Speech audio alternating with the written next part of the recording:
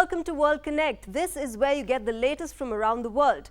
The week gone by saw the Erdogan administration's massive crackdown on those involved in the attempted coup in Turkey. Pakistan was in news again, this time for honor killing.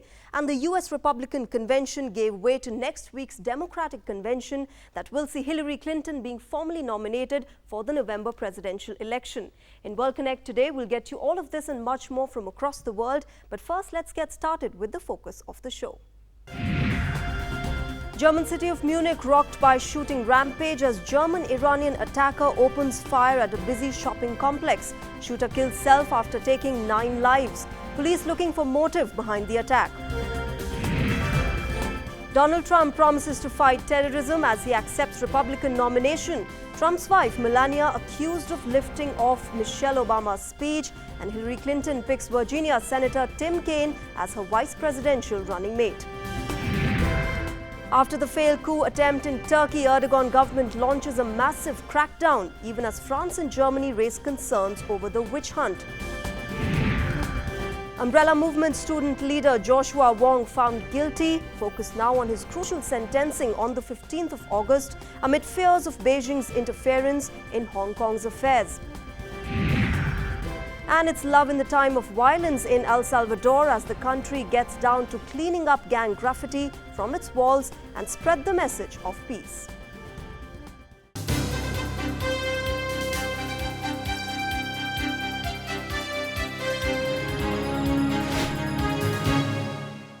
All right, let's get started. Now, the German city of Munich was rocked by a shooting rampage on Friday night that claimed several lives.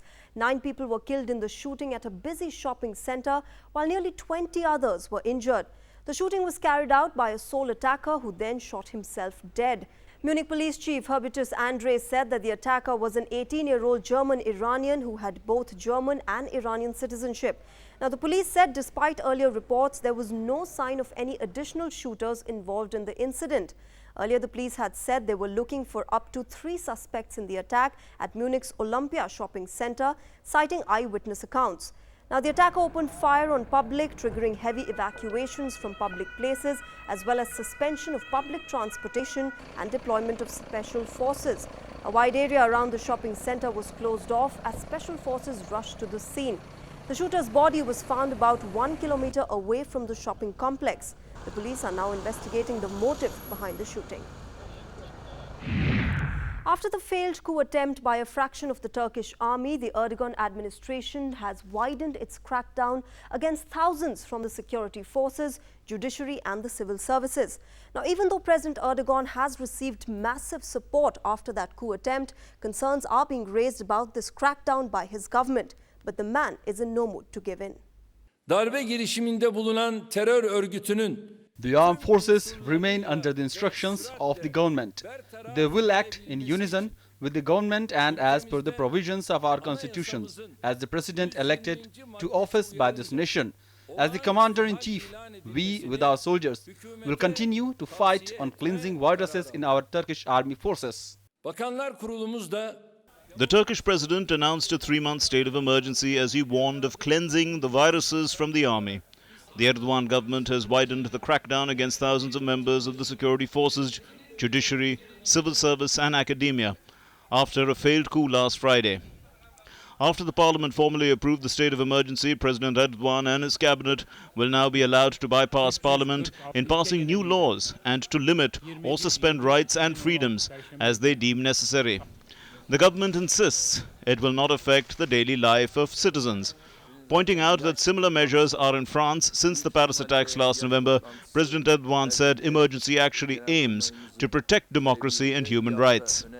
Meanwhile, the president's move has garnered massive support within the country.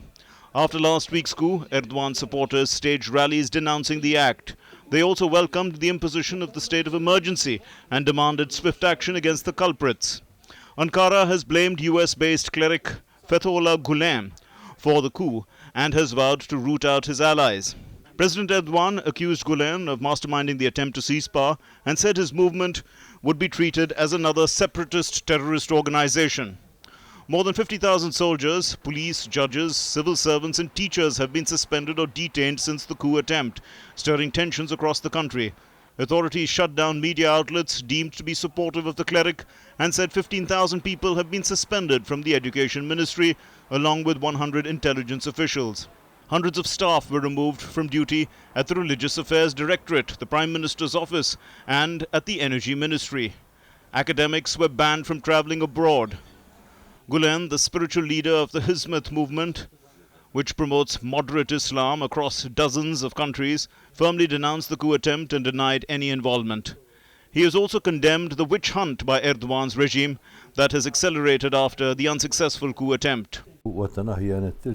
If we could express ourselves as a whole, we would say the coup attempt is a betrayal of the nation. But our voices is no longer heard. We no longer have this possibility. Ankara has said it would seek Gulen's extradition from the United States. However, Washington has categorically said that it must provide hard evidence against Gulen. Meanwhile, concerns are being raised internationally over the massive crackdown by the Erdogan administration. France and Germany were loud enough against President Erdogan's crackdown, but he took no time in advising them to mind their own business.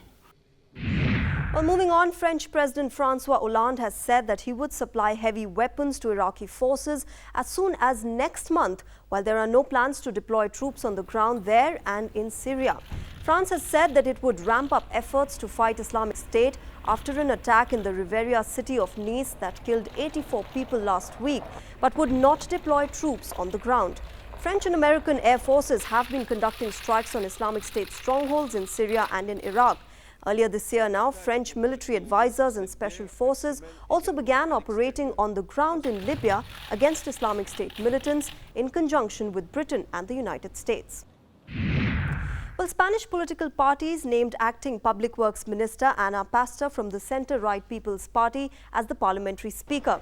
Now, the agreement was reached between the People's Party and the liberal newcomers Ciudadanos, who stood fourth in June's inconclusive general election. The pact could potentially strengthen Rajoy's position as the People's Party seeks to form a government. Pastor was backed by 169 members of the parliament. The election on the 26th of June produced Spain's second-hung parliament in 6 months, with the People's Party winning the most votes, but once again falling short of a majority.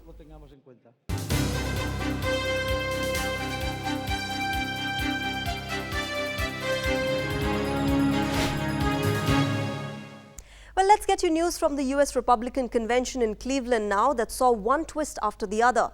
From Ted Cruz standing against Donald Trump to Melania Trump's debut speech that was literally like a first lady, the convention saw a more than ever confident Donald Trump promise to restore peace in America.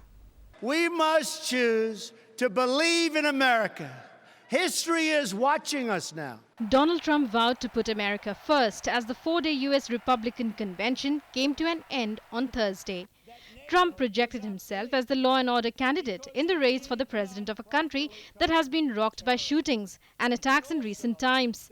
The 70-year-old real estate tycoon sought America's support while formally accepting the Republican nomination.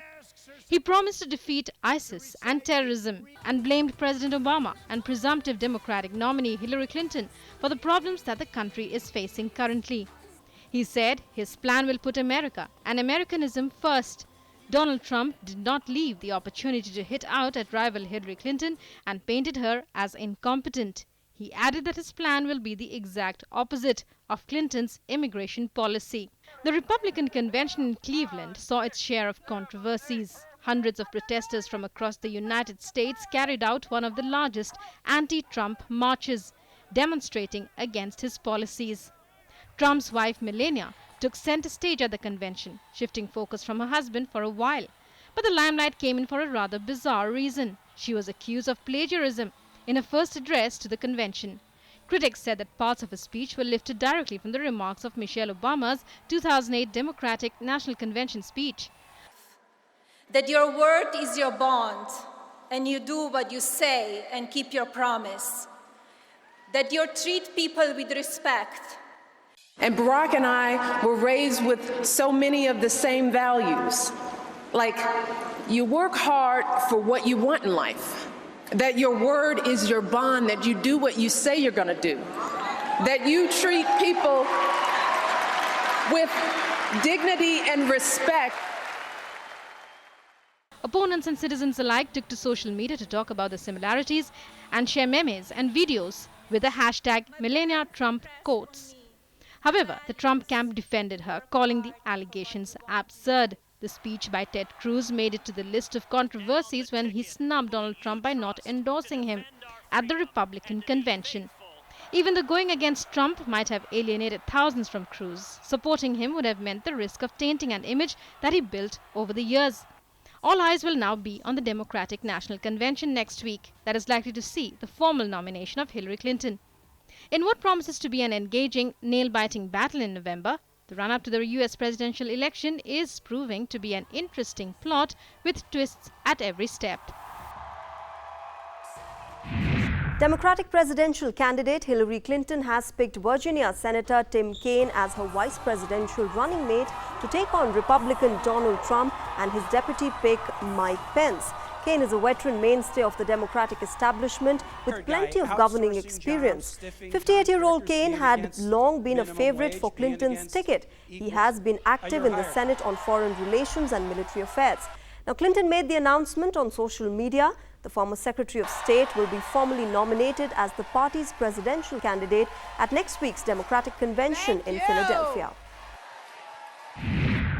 Moving on, WhatsApp users in Brazil took a sigh of relief after the country's Supreme Court lifted the nationwide ban imposed by a judge.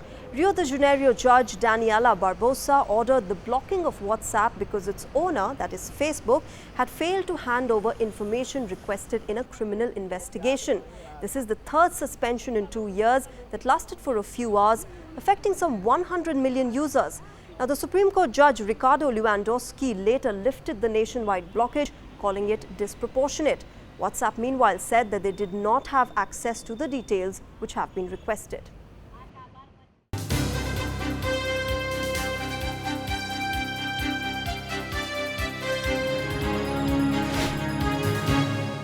The umbrella movement in Hong Kong was one of the strongest challenges for Beijing's Communist Party. Almost 2 years after that protest, student leader Joshua Wong has been found guilty of unlawful assembly. Now, Wong was among the most popular demonstrators who demanded free elections. Even though his sentencing will be on the 15th of August, it will be crucial at a time when the people of Hong Kong accuse Beijing of interfering in the city's internal matters. After nearly 2 years, pro-democracy protests brought Hong Kong to a standstill. Student leader Joshua Wong has been found guilty of protest-related charges. Wong and another student activist, Alex Chow, were found guilty of unlawful assembly, while Nathan Law has been convicted of inciting others to scale a fence in front of a Hong Kong government building. Wong was at the forefront of the umbrella movement, demanding Beijing to allow fully free elections of future leaders. The 79-day Occupy Central Street demonstrations were one of the boldest populist challenges to Beijing's Communist Party leaders in decades. Wong has always said the various protest-related cases against him were political persecution. On their conviction, the activists vowed to continue their struggle. We know that facing the largest communist regime in the world is a long-term battle for us to fight for democracy. Even if we face the serious penalty or we may pay the price in the future, we will still continue to fight and push forward the self-determination movement. The charges against the student activists have been seen as a potential flashpoint that could anger more radical protesters. The verdict could see Wong jailed for up to 5 years. The sentencing will be made on the 15th of August. Rights groups have slammed the authorities for the action. Amnesty International said in a statement that the persecution sends a chilling warning for freedom of expression and peaceful assembly in the city. The conviction comes amid growing fears among Hong Kongers that Beijing leaders are trying to tighten their grip over the financial hub. There are concerns that Beijing is increasingly interfering in education and media as well as politics. A young girl trying to fight societal norms, a brother that kills her for honor, and a demand for tougher laws. Seems familiar, right? Well, Pakistani social media celebrity Qandil Baloch was murdered this week for bringing shame to her family. This isn't the first time that the country has seen honor killing. More than 1,000 people were killed in Pakistan last year in the name of honor. Now, it raises questions on the country's strong patriarchal social structure and brings back into focus the need for stricter punishment for the self-proclaimed protectors of honor. Pakistani social media starlet Qandil Baloch's killing has once again put the spotlight on the country's infamous custom of honor killings. Qandil, who had become a household name for challenging patriarchal norms in Pakistani society, was strangled by her brother for bringing shame to the family. From a conservative working-class family, the social media celebrity had made herself famous by posting daring selfies and provocative videos online. The behavior was intolerable for her brother, making her another victim of the ill custom that claims many lives annually. According to the country's Independent Human Rights Commission, nearly 1,100 people were killed in Pakistan in 2015 by relatives in the name of honor. In the year 2014, 1,000 killings were recorded in honor-related crimes, while it was 869 in 2013. Not just women, but men also fell prey to such violence. In many cases, killers go unpunished. In 1990, the government introduced a law allowing murderers to avoid jail by seeking forgiveness from a victim's relatives and paying compensation. After the law was passed, honor crimes witnessed a rise. As honor killings are largely a family affair, many cases go unreported, hence no arrests and no punishment. Out-of-court settlements are reached in other cases where culprits draw benefit from the law that protects them. From January to April this year, more than 100 people have lost their lives in honor-related violence. A rising trend in such crimes has left even the government worried. With growing pressure from rights groups and women organizations, the federal government has indicated that it would put a law in place that removes impunity for killers. However, there is resistance from the religious lobbies as well. In February, the Punjab government passed a law that criminalized all forms of violence against women. But the law is still awaiting implementation as the Council of Islamic Ideology, the group which advises the government on religious matters, has opposed the law. The conservative Pakistani society, widely under influence of radical religious groups, appears unprepared to accept changes that the modern times demand. But with voices for justice and stricter laws getting louder by the day, it is hoped that the sacrifice of Qandil Baloch and many others like her does not go in vain. In other news from Asia, the Malaysian government has announced the suspension of the hunt for missing flight MH370 if the aircraft is not found in an area now being searched. The Boeing 777 with 239 aboard disappeared in March 2014 while on a flight from Kuala Lumpur to Beijing.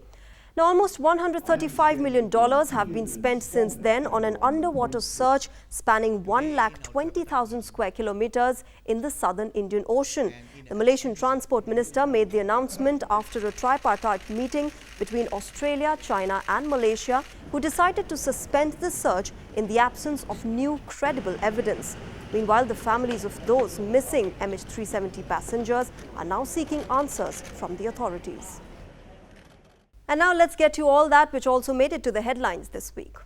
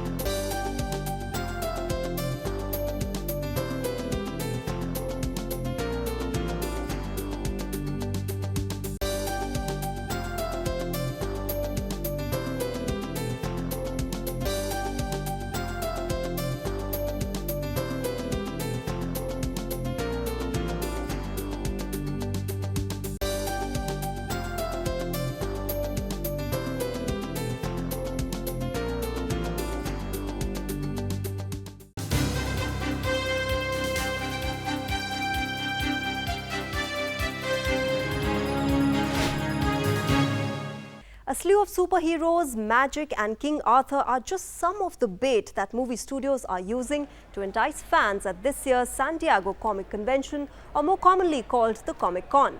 The 4-day event, which has become an increasingly important tool for Hollywood to generate interest in upcoming movies, kicked off on Thursday. It has a slate of panels and activities hosted by studios and television networks for the 1 lakh plus audience comprising fans of comic books, films and television. Fans dressed up as their favorite superhero or comic book character. DreamWorks' Trolls, Oliver Stone's Snowden and sci-fi adventure Valerian have put celebrity panels, and the major highlight is the showcasing of the upcoming films from the Warner Brothers camp. Well, let's get you more on the game that has taken over the world. Japanese rushed to their phones on Friday to start hunting as the Pokemon Go mobile game was finally launched in Japan, bringing the record-setting global hit to the home of Pokemon characters. Japan, which is one of the world's biggest gaming markets, joins the likes of United States, Canada, Australia and more than 30 countries in Europe to have the augmented reality game in which players interact with virtual characters in the real world. But amid reports of accidents while playing the game, authorities across the world have warned Pokemon enthusiasts to be careful and play by the rule of the real world.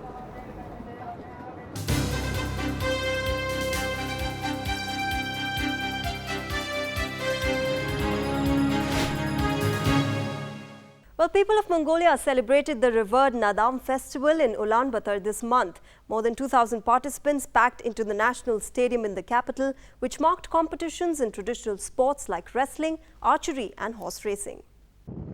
People of Mongolia celebrated the revered Nadam festival in Ulaanbaatar this month. The opening ceremony held at the Chingiz Khuri complex featured burly wrestlers, camel riding and traditional dances. President Takshia Elbegdorj presided over the opening of the three-day event, with more than 2,000 participants packed into the national stadium in the capital. In the Mongolian language, Nadam means game or competition. Nadam has its origin in the activities such as military parades and sporting competitions that followed the celebration of various occasions, including weddings or spiritual gatherings.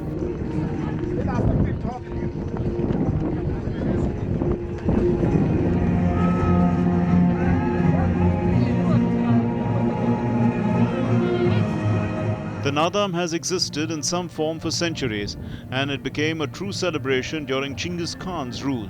The festival is also locally termed Erin Gurvan Nadam, or the Three Games of Men. The three-day festival features competitions in Mongolia's three manly games: wrestling, archery and horse racing. The locals say the competition in the three sports was used by Chinggis Khan as a way of picking the best horse riders, infantry and archers for his conquests of Central Asia.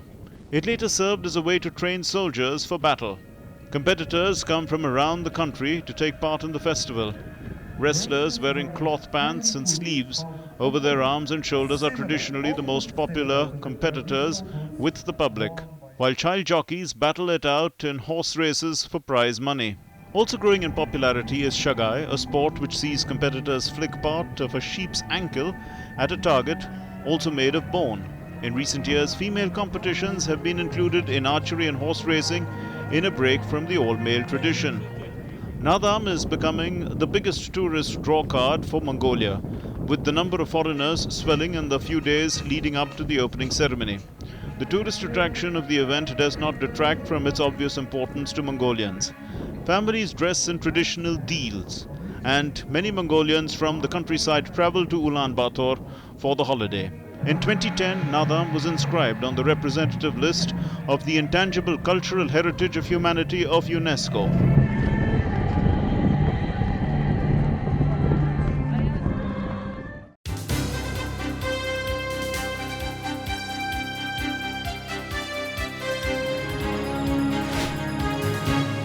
If India has Swachh Bharat, El Salvador has Clean Up Graffiti, both aiming to clean a country.